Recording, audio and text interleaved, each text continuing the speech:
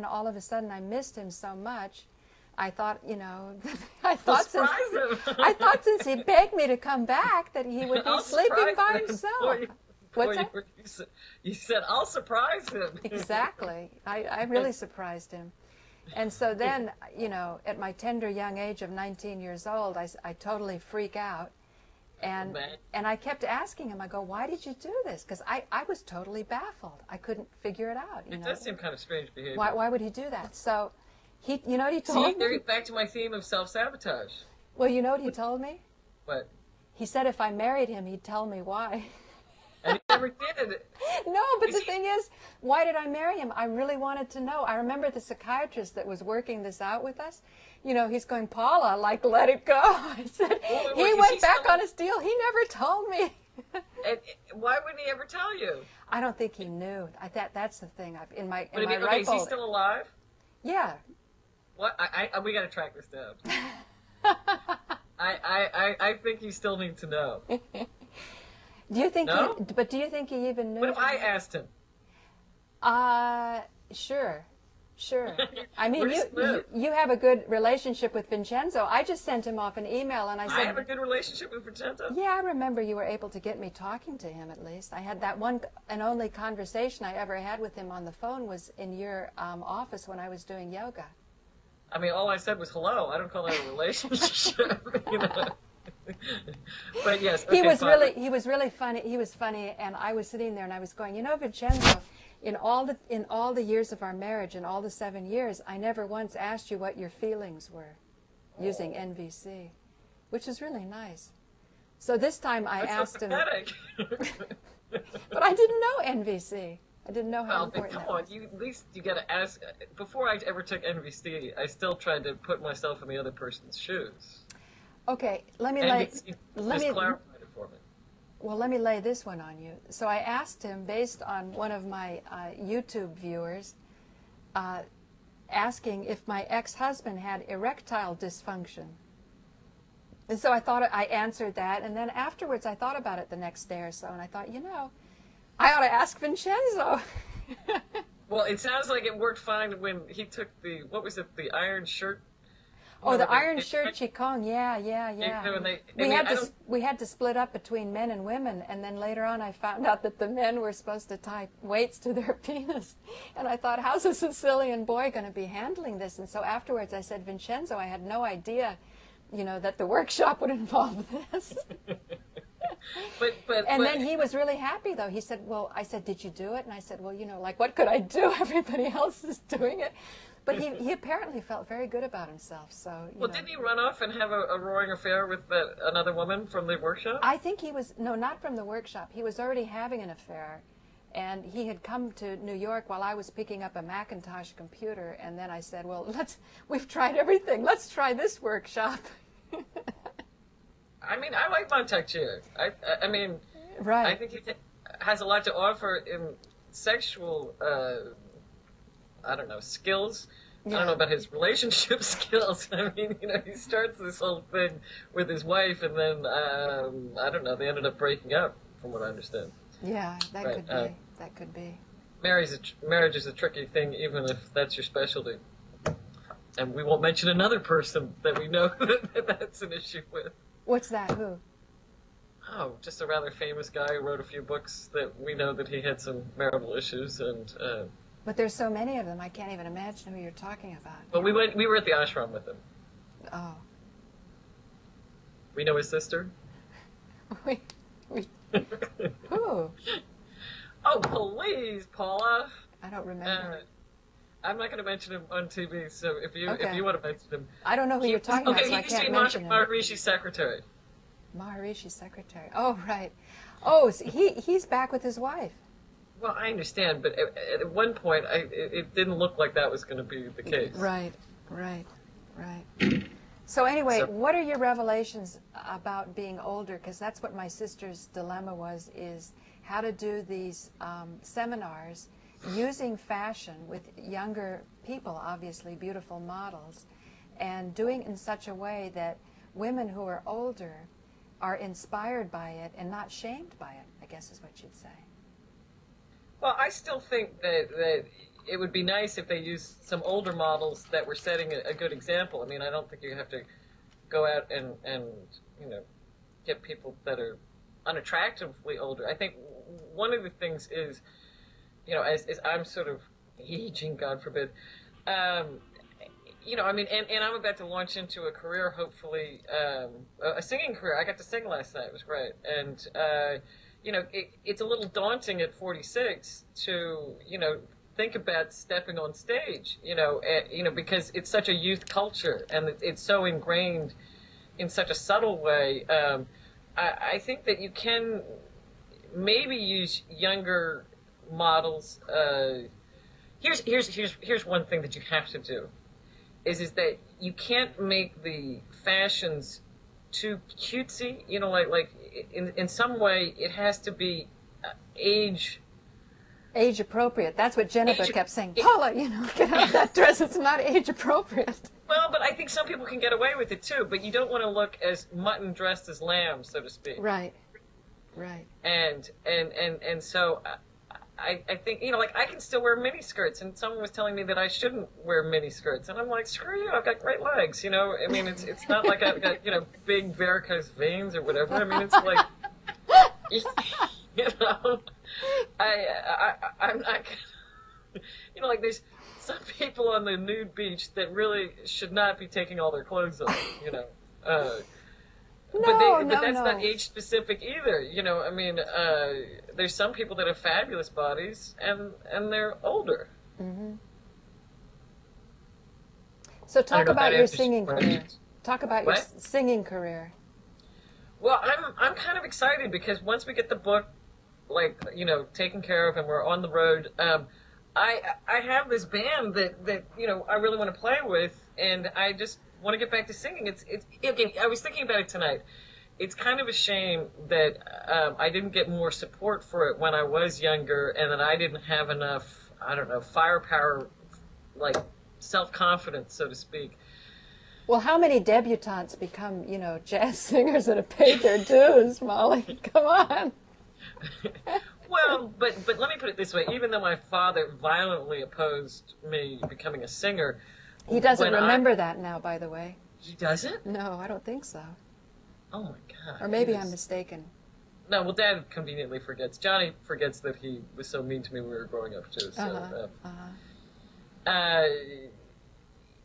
I think that, no, because other people didn't support me either. Like at boarding school, we had an incredible theater program, and I used to the talent show, but you know, it was never as if somebody said to me, you know, let's do it, or you know, like let's make a record or whatever. And so I always kind of felt like I was kind of, what are you laughing at?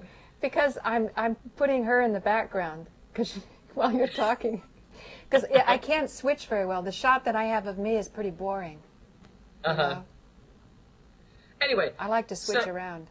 That's fine. I'm just wondering what this surreptitious. I'm thinking, am I boring, Paula? No. You know, I'm always. Oh, maybe. I don't know. I'm always. See, you're never aware of your audience, and so you just soldier on. Whereas I have this unfortunate need to be liked by everybody. Oh, really? Inclusion, exclusion complex that I have. But remember John West? I said I wanted to create a website that doesn't offend anybody, and he said, if nobody's offended, I'll be offended.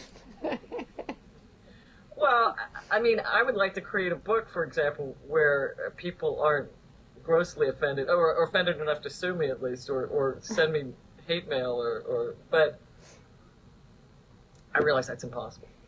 But back to what I was talking about, at a certain level, you know, like for example, I was talking to someone last night, and they were, you know, so wild about my voice, and I said, I've lost my high register. You know, I used to be able to sing seamlessly from what they call a chest voice to a head voice. Oh. And I used to be able to sing Joni Mitchell. You know, I mean, she's got this incredible soprano, and not that I could sing it as well as she did, but I used to be able to have this enormous range. And you know, over the years, they just say that as you get older, the range is shortened. And I'm sure, you know, smoking and drinking heavily hasn't helped either, but there's benefits too.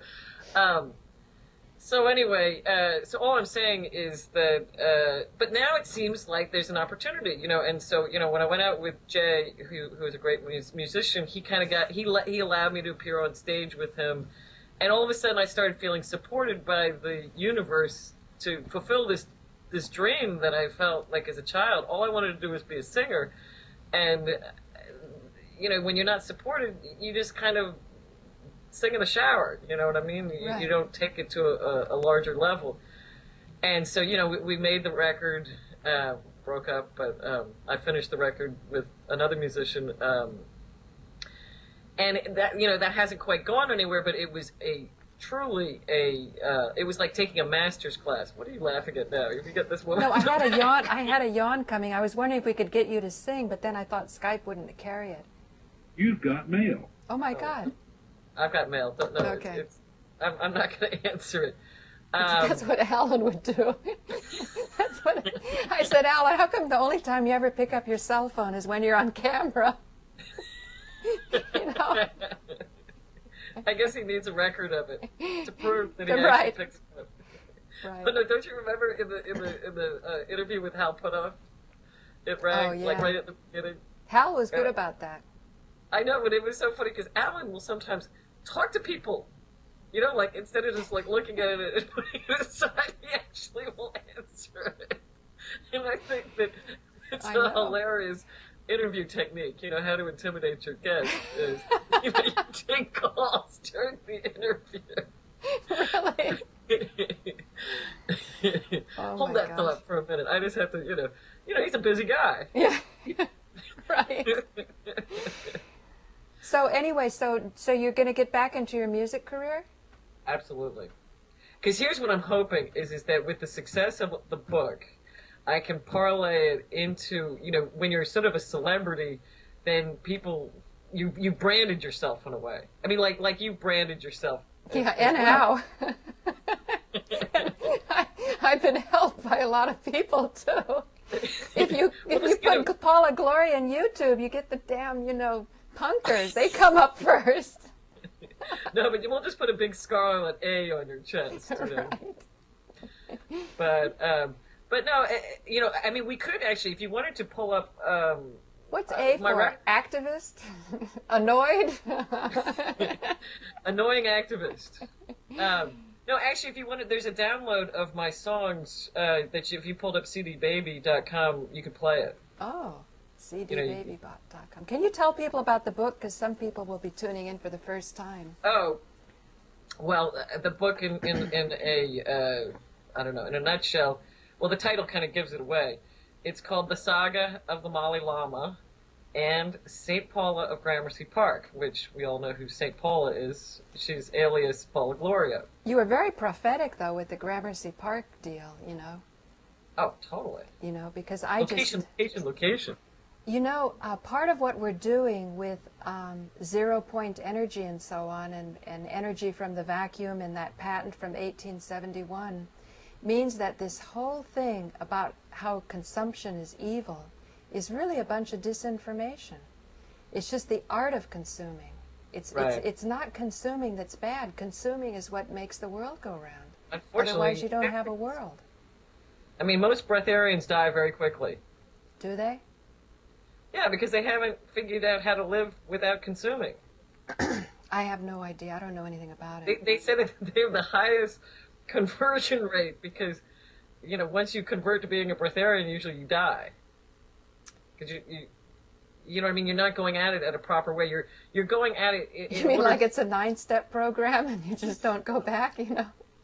Well, like the whole idea is that it's a ahimsa taken to an extreme level, you know, in that you don't want to eat anything, you know, because you don't want to hurt, you know, like Secret Life of Plants. You know, I had a hard time eating salad after I saw this cabbage head have a huge reaction when he's watching his friend get cut up. Right. And you know, people get upset when animals are killed, but as I said, you know, when you see these Russian scientists, you know the experiment, I've told you the story for our audience. Should I tell it? Yeah. Or is it? Yeah. Well, all these Russian scientists hooked up these electrodes to a live cabbage plant And then they took his friend, you know, who wasn't alive, well, cut off of the thing, and they hacked him up, right? And the plant is screaming. And so then they file like 4 other techs through with the murderer in the lineup, and the plant recognized the murderer. Right. So all of a sudden, instead of just being, you know, a vegetarian, which I don't know if I was at the time, I thought, I can't even eat vegetables. You know, Right. I'd be like cutting up a salad, wondering if it's screaming or a carrot, you know, as I'm cutting it up. Right. And that's when I got into that funny thing with Shock, where he didn't like cut flowers, and I said to him, "What about those rocks that you're always chipping away?" And he said, "Don't think I haven't thought of that." Right. You know, I mean, right. he practically wouldn't sit at a table in a restaurant because of the cut flowers. You know, when somebody gave me a piece of the cross that had been bleeding, and I wasn't in that miracle, the last thing I expected was that I would tune into the soul of the tree, and I really saw how the tree sacrificed itself for that. I don't know if it was like an enthusiastic sacrifice, but it wasn't like, it's very hard to describe when you're at that level. But I remember, I tell you, wood floors never looked the same, and wooden doors. You were telling me that. Yeah. And I mean, you're right. You know, we're sitting in houses. Well, I'm sitting in a house made of wood, and it's like you're sitting in a boneyard. Right. Exactly. You're sitting in a boneyard. And you know, a crematorium, or not a crematorium. Right. Hopefully, I mean, hopefully it will. But I guess it's because we're so egocentric. We can only relate to human skeletons. It gives us that feeling. But because that's the fastest spiritual practice, is to sit in a cemetery. Right. I mean, I guess if you're not getting the heebie-jeebies about it. Which I probably would. I think that it's very difficult to hook the energy. I mean, you have to be in a place. I don't know if You have to be drunk. A lot of them get initiated drunk. I mean, I think that you had to be drunk with focus. Yeah. You know, you can't. If you go and just get drunk in a cemetery, then you get infested. Yeah. No, I think that like you remember when Bhagavan Das was talking about that guy who could channel Kali. Uh-huh. And they were sitting in the flame while he could sit right in the flames and not get burned. And not get burned. The Right. cremation flames. Right. And so, I mean, there is someone who has totally hooked the energy and in the best of all possible ways. And, I mean, I thought that was a fascinating story. That's truly an initiation by fire, isn't it? Yeah. No, I love fire. Right. But it also destroys everything, you know, all our little best laid plans of mice and men. The saintly child experience. But, what do you think the saintly child is? Is it going to be your book? That's what Thomas said, but the weirdest thing is that the experience as I experienced it, and as you say, never doubt your experience, right, was that if I had said yes to the energy, I would have immaculately conceived a child right then and there on the spot. Right. And it was a physical child, and it felt like a physical child. And then when I said that I wouldn't become the Virgin Molly, yeah, you know, if that's possible. Well, some say it's as possible as you know. Well, you can get rehymenized down in South America, so it's not, you know, it's not like it hasn't been done. And I mean, and if we are reincarnated, we've had sex many times before, so you know, no one's a virgin. But the idea is that you could conceive a child without the benefit of penetration or a man involved. Right. You know, that it's So anyway, but my experience is that when I said that I wouldn't do that because I didn't think anyone would believe me, that you sank right into social mediocrity there. Well, no, you know what? Actually, the thing that really, it wasn't just what my father would think. It was more the financial aspect of it, that I didn't think that I could support myself, much less a child. Right. And also for emotional support, I really wanted a man to be involved. I mean, there wasn't even a, you know, Joseph around at that point. You know, it was just me, myself, and I. And it may sound like a menage a trois, but it's not. You know, it's just me. So I kind of rejected it. And also I think that it's important for a child to have a father. You know, I think that it's what the shame about all these single parents is that it's a little unbalanced. Well, yeah, I guess you put a lot of qualifications in you. Well, I basically said when I had that experience, my whole body froze. So at a certain level, it was a cellular reaction. You know. Did you know that's why you're supposed to have a master around in those situations, because he can take on what you're not?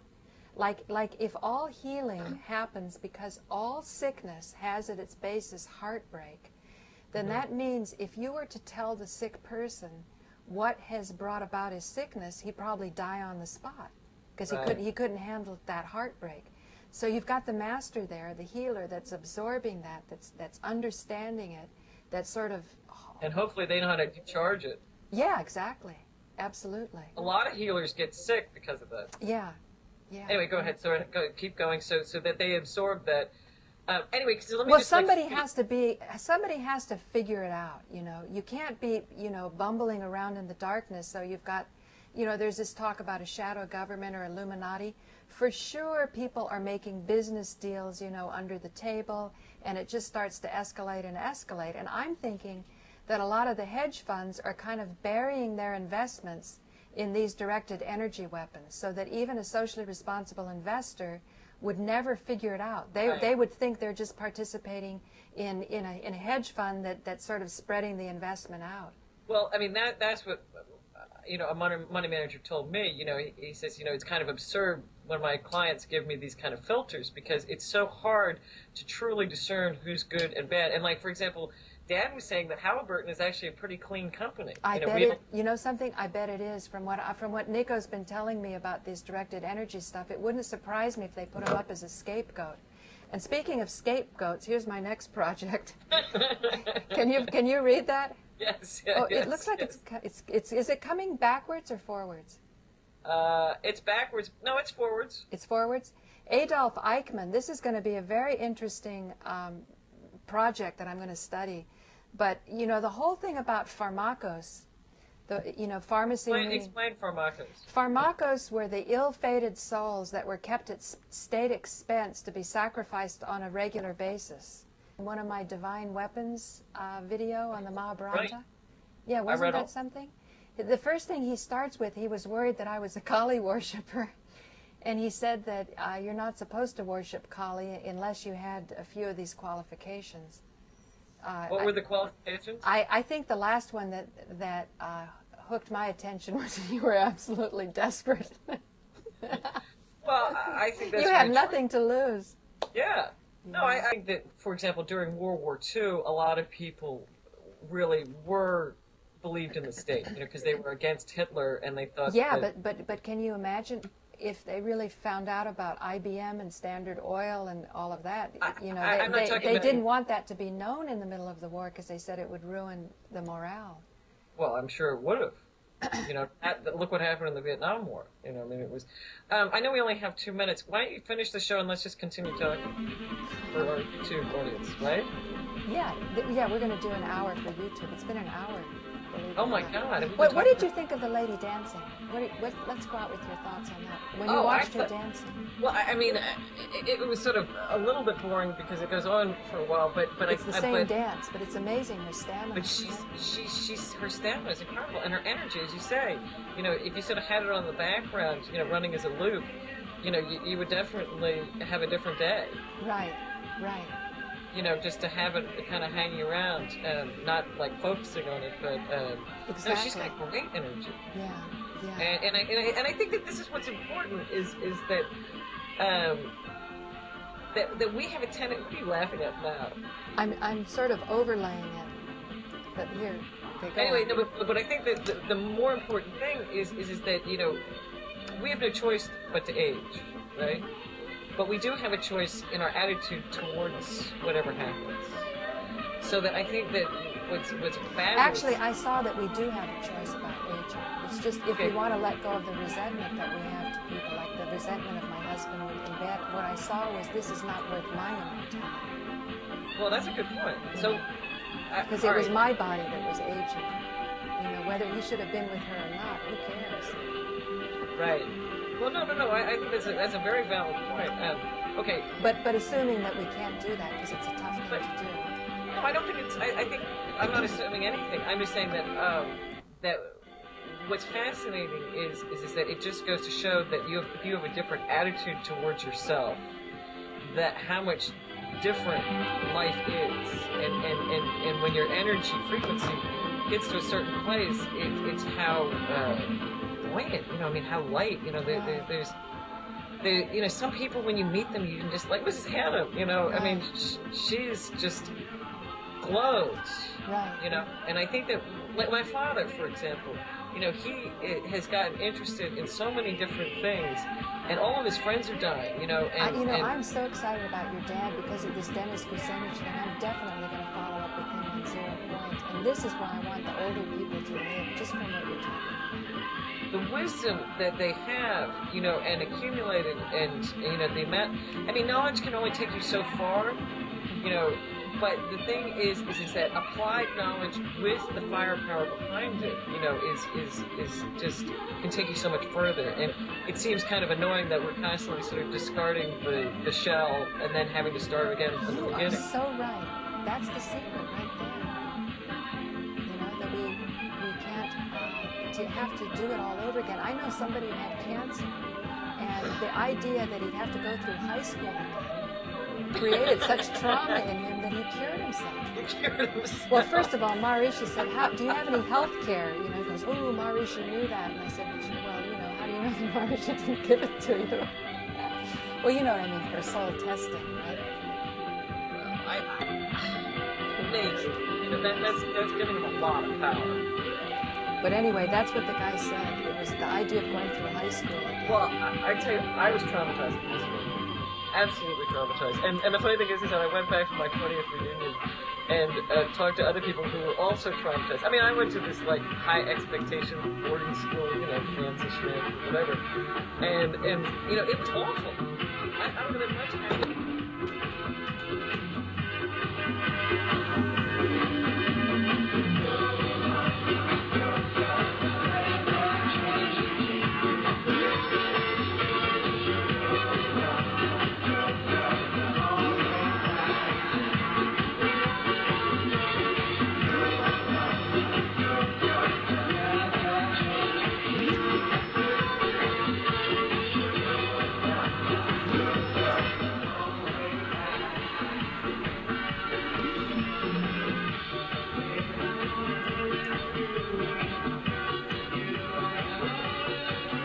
Hey, Molly. Are you there? Yeah, can you hear me? Yeah, I can hear you. I don't understand. But you can't see me. I can't see you. I don't know why that is. Let me see. I love our show. It's great. You like the lady? Oh, I love the lady.